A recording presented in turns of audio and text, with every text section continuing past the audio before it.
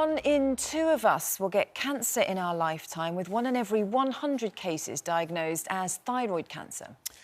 It's most common in people in their 30s, with around 3,700 people diagnosed in the UK each year, and women 2 to 3 times more likely to develop it than men. Well, earlier this year, Love Island's Demi Jones's life was turned upside down when she received the news she had thyroid cancer after noticing a lump on her neck in January 2019. She spoke about her diagnosis here on Good Morning Britain in May. You were originally due to be seen last September. Yeah. That appointment, because of the lockdown, because of the pandemic, kept getting moved, didn't it? Honestly, every single month it kept getting cancelled, and I was so close just to going private and paying because I was so scared. My stepdad's got cancer, so I knew that I had to push for appointments. As kept getting cancelled, and I was eventually seen in April.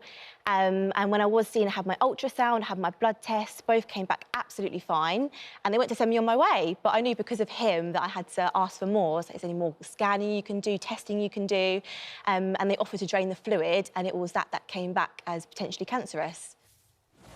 Now, after 2 surgeries, Demi joins us today to reveal the incredible news. She's cancer-free. Yay. Good morning, Demi. Morning. So good to having me. Oh, it's just an absolute pleasure. What you've been through is incredible. We'll get into that in a second. But how did you feel when you got the great news? I mean, you must have been relieved. I mean, that's an understatement, I'm sure. Honestly, I was over the moon, but honestly, I kind of felt speechless because I think when people hear the word cancer, you assume it's a death sentence, or like, you're used to. So for me to, go through this really emotionally and physically difficult year, then to come out just before Christmas and just relax and just, enjoy the great news now. Oh, it must be fantastic. What is this we hear about you announcing the news on social media before telling your family, though? Yeah, do you know what? I think your followers become like a family, and even though I've got 1 million followers, I kind of forget that's a lot of people. And I thought, my excitement just come over me, and I just posted it, and I thought, oh my gosh, I actually just called my family. So I was just doing the rounds, calling everyone. But the thing is, you have used social media and you've used your profile to really talk about your experience and hopefully remind others, because I mean, it's been extraordinary. I mean, it was only through your perseverance and because of personal reasons, what you've had family members who are going through a cancer diagnosis right now. But it was your perseverance that managed to get this diagnosis, wasn't it, in the end? Honestly, I think if it wasn't for me pushing for it, honestly, this tumour was probably still growing in my neck. I went for multiple appointments, and every time I did scans and blood tests, and everything come back absolutely fine. And because of the pandemic, my initial appointment was postponed 6 months, and it kept getting rebooked and cancelled the whole time through the pandemic. And then finally, I was seeing, if it wasn't for me asking for more testing, they would have left it. So yeah, just remind us. Just remind us again, what was the very first sign that you thought, oh, there's something not right there? Because, I mean, a lot of people may be living with that right now. What was the first little symptom that you thought, oh, that doesn't feel normal? Yeah, do you know what? The only thing was a lump on my neck, and I found it whilst I was at university. I was doing all my exams, and I was so worried about, my essays and partying and stuff. I wasn't concerned. I just found it. It was kind of like an Adam's apple, which sat about here on my neck, and it was about the size of a golf ball. But I just left it. I thought I was young, it's not going to be anything to worry about. But other than that, I had no symptoms. But, I think symptoms for thyroid cancer is a hoarse voice, sore throat, and things like that as well. But I didn't have any of those symptoms. No. Well, Demi, just stay there a second. We're just going to speak to Dr. Amir, our medical experts who we've got on the show with us this morning, just to get a bit more of an overview on this as well. Morning again, Dr. Amir. I mean, it was just as well, wasn't it, that Demi pushed and pushed to be able to get these follow-up scans and tests to find out that it was cancer after all. But, talk us through, as Demi was sort of suggesting there, the symptoms that people look out for and just how common this type of cancer is. So, morning, yes. So thyroid cancer is a relatively rare type of cancer. It usually affects people under the age of 30 or those over the age of 60. And as you said before, women get it more commonly than men. The most common presenting feature is the same as what Demi described there, a painless lump in your neck. But you can get lymph nodes in your neck going up as well. A hoarse voice, a sore throat can also be a presenting feature. So I think if you've got any of those symptoms persistently and unexplained, you must speak to your doctor. But Demi's absolutely right. You know, if things progress and you have tests and they tell you it's normal, but you still feel there's something there, it's important to keep going back to your doctor or your clinician and just telling them that something doesn't feel quite right, because often you're the expert in your own symptoms and we'll be able to interpret them for you. Yeah, that's good advice. I mean, and the issue is at the moment, isn't there, lots of missed checks because of it. We know Cancer Research UK reckon that there could be around 5,000 appointments a month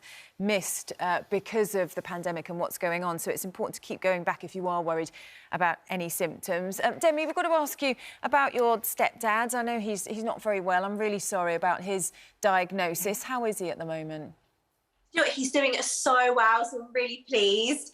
You know, so he was literally told just before I went on Love Island that he only had a year to live. So, you know, that was almost 2 years ago now. So he's doing really well. And obviously I've just done the full Monty, so it was really nice to do that little segment with him and, you know, share that experience together. But no, he's doing really well. Yeah, and I was watching the full Monty. I mean, I'm sure we've got some pictures of it. We'll probably pick some judicious pictures of what we can show of this. But, you know, it was a big thing to do. And I know that you did it in honour, in tribute of your stepdad, didn't you? And it's all about people raising awareness of those that are going through cancer and encouraging people to get checks and actually making a difference through doing something that really challenges yourself. Honestly, it was probably the best experience I've ever done. And for me, it was kind of like counselling because, you know, all the cast, we've all gone through like similar stories or been through cancer or, you know, all loved ones that, you know, have passed and things like that. So for me, it was a real comfort. And I think as well, for my age group, how do you approach the word cancer? And how do you ask your friend, you know, if you're only 20 years old, how do you approach that word?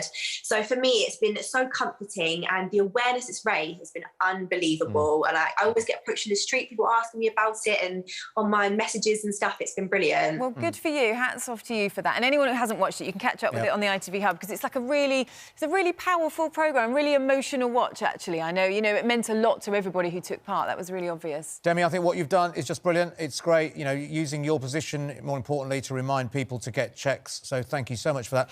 Dr. Army, just very quickly, though, and Charlotte touched on this, there's that really worrying statistic, the Cancer Research UK, that say that there could be up to 5,000 people going undiagnosed a month. I mean, even if it's half of that, that's still so many people. Just very quickly, if somebody is worried and it's also difficult to get an appointment, I mean, how do you communicate to your GP that, look, I really am concerned, I really want you to see me? What advice would you give to somebody out there at the moment?